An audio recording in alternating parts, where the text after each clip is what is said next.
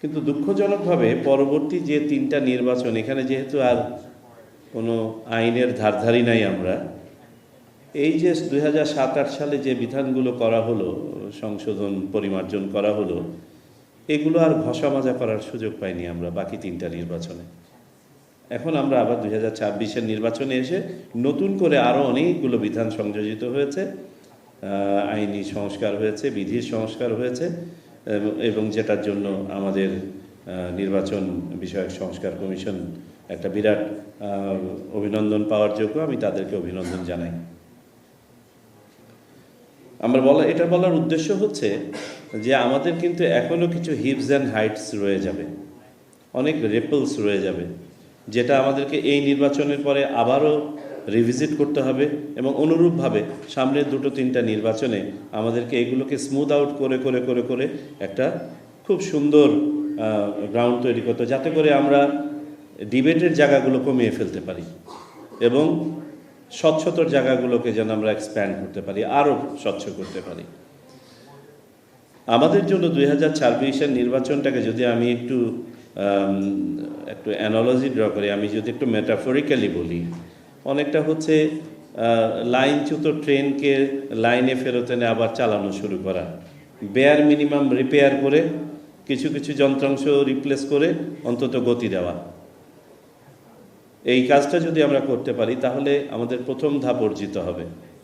তারপরে আমাদের সাবসিকুয়েন্ট ইলেকশনগুলোতে আমাদের আরও উন্নততর, কারণ আমাদের প্রত্যাশা অনেক এবং যৌক্তিক প্রত্যাশা। কারণ 2026-এ দাঁড়িয়ে আমরা যে প্রত্যাশাগুলো ব্যক্ত করছি, যৌক্তিক প্রত্যাশা। দুর্ভাগ্যজনক হলেও সত্য যে আমাদের একটা বিরাট ভ্যাকুয়াম হয়ে গিয়েছে। এই ভ্যাকুয়ামটার কারণে আমরা এখনও বলতে পারি 2008-এর আগে পড়ে আছি।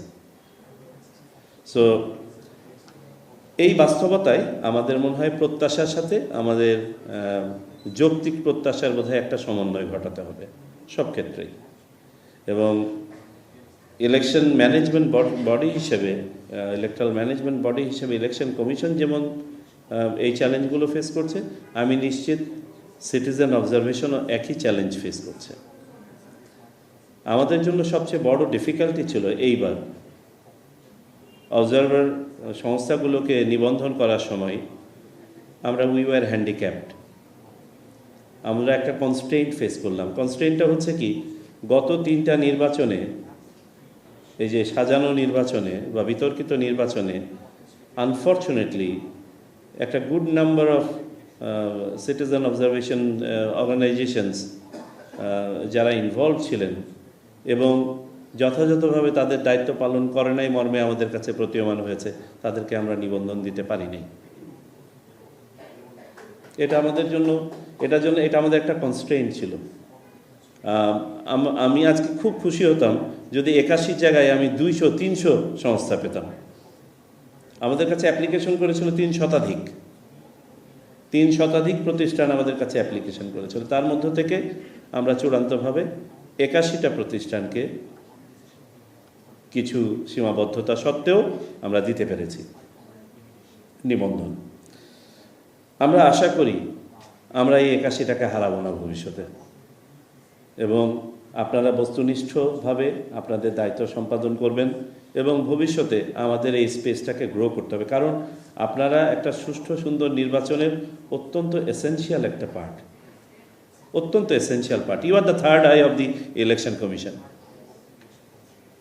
এবং আমিও কি ভুল করছি, আমারও কি কি সীমাবদ্ধতা আছে, সেগুলো কিন্তু আপনি আমাকে বলে দিচ্ছেন। সুতরাং আমরা চাই যে এবারের সিটিজেন অবজারভেশনটা মানসম্মতভাবে হোক। আবারও আমি যে কথাটা দিয়ে শুরু করেছিলাম সেটা আমি পুনরাবৃত্তি করতে চাই। আমরা আমাদের প্রত্যাশাটাকেও হয়তোবা একটা সীমিত পরিধির মধ্যেই রাখবো। তদুপরি আমরা চাই যে অন্তত মৌলিক বিষয়াদি যেন কোনোখানে কোনো ব্যত্যয় না হয়। আর আপনাদেরকে আমরা এইটুকু অ্যাসিওর করতে পারি যে you will have full freedom in doing what you have to do. আপনাদের নীতিমালার ভিতরে থেকে যে কাজগুলো আপনাদের করার, সেটা করার জন্য সম্যক সব ধরনের সহায়তা নির্বাচন কমিশন থেকে আপনাদেরকে দেওয়া হবে।